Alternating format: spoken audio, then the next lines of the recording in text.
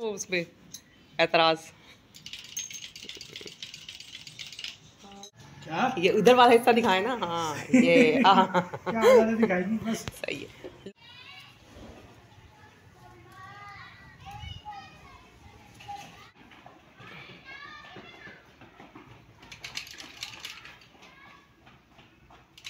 Yes attention students, बचपन में जब भी आपको आपके अम्मी अब्बू गंजा कराना चाहते थे तो आपका बस नहीं चलता था ना कि छुप जाएं और अपने सर के बाल बचा लें। मगर दुम्बा ऐसा नहीं करता, बल्कि बहुत खुश होता है जब उसको गंजा कराया जाए, क्योंकि वो जानता है कि बाल उतर जाना उसकी जिस्मानी सेहत के लिए बेहद ज़रूरी है। लिहाजा मौसम थोड़ा गर्म होते ही हमने अपने बबलू को गंजा कराने का फैसला किया। हमारे कबूल है ने अब्दुल वहीद दुम्बा जुल्फ तराश को फ़ोन किया और उससे बबलू की हजामत बनाने की बात की। अब्दुल वहीद साहब ने बबलू के बाल उतारने के 700 रुपये, जबकि उसके नाखून तराशने बोले तो खुर बनाने के 300 रुपये तलब किए। अब्दुल वहीद साहब एक माहिर दुम्बा जुल्फ तराश हैं। कराची में रहने वाले किसी साहब को अगर उनकी खिदमत दरकार हो तो डिस्क्रिप्शन में हमने उनका सेल नंबर भी डाल दिया है। इतवार की सुबह अब्दुल वहीद साहब अपने साहबजादे के साथ तशरीफ़ लाए और बबलू की हजामत शुरू कर दी। पहले एक पहलू लिटाकर बाल उतारे गए, फिर बबलू को 5 मिनट सांस लेने का मौका फराहम किया गया और फिर दूसरे पहलू के बाल साफ किए गए। आप एक तरफ से दूसरी तरफ का फ़र्क देखिए और सर धुनिए। इसके बाद खुर बनावट की बारी आई। बकरों को हजामत की ज़रूरत नहीं होती, मगर खुर बकरों के भी बनते हैं। खुर न बनवाए जाएं तो बकरे या दुम्बे को चलने और भागने में मुश्किल पेश आ सकती है, जिसकी वजह से वो सुस्त हो सकते हैं। उनके फाल रहने और चुस्त रहने के लिए ज़रूरी है कि उनके खुर बनवाए जाएं। दुम्बे की हेयर कटिंग सेरेमनी के बाद हमने जुल्फ तराश के साहबजादे से मुख्तसर बात भी की। आप भी अब ये सवाल बताओ फरमाइए। कि तुमने ये काम कब से शुरू किया, दुम्बों की हेयर कटिंग का? मुझे 1 साल हो गया। जोर से बोलो। 1 साल हो गया मुझे क्या काम करते हुए? क्या काम करते हुए? दुम्बों के बाल काटते थे। दुम्बों के बाल काटते हुए। अच्छा, तुम्हें मज़ा आता है इस काम में? जी बिल्कुल। अच्छा, तुम पढ़ाई करते हो? जी माशाल्लाह माशाल्लाह, पढ़ाई ज़रूर करना ठीक है।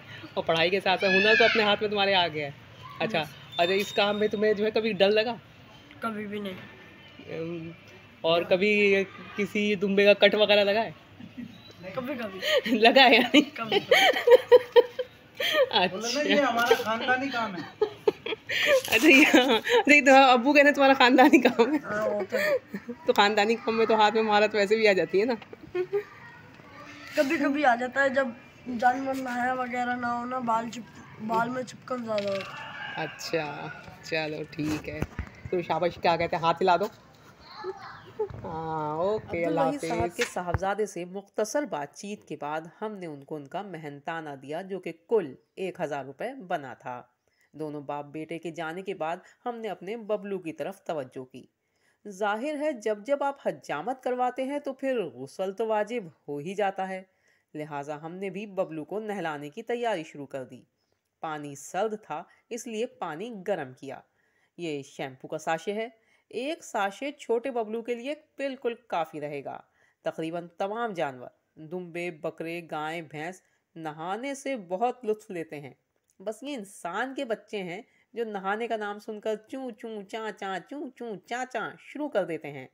नहलाने के बाद कबूल है बबलू को हमारे पुराने लॉन के दुपट्टे से अच्छी तरह खुश्क कर रहे हैं। नई ही शक्ल निकल आई है हमारे बबलू की, अल्हम्दुलिल्लाह।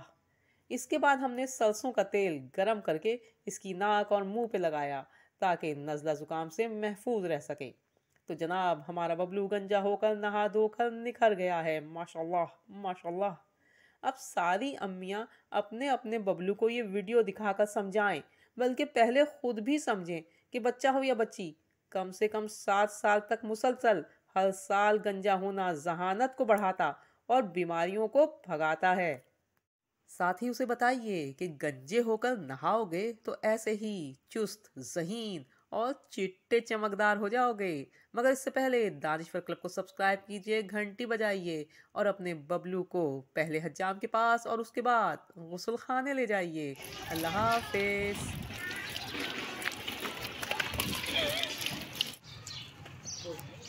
है।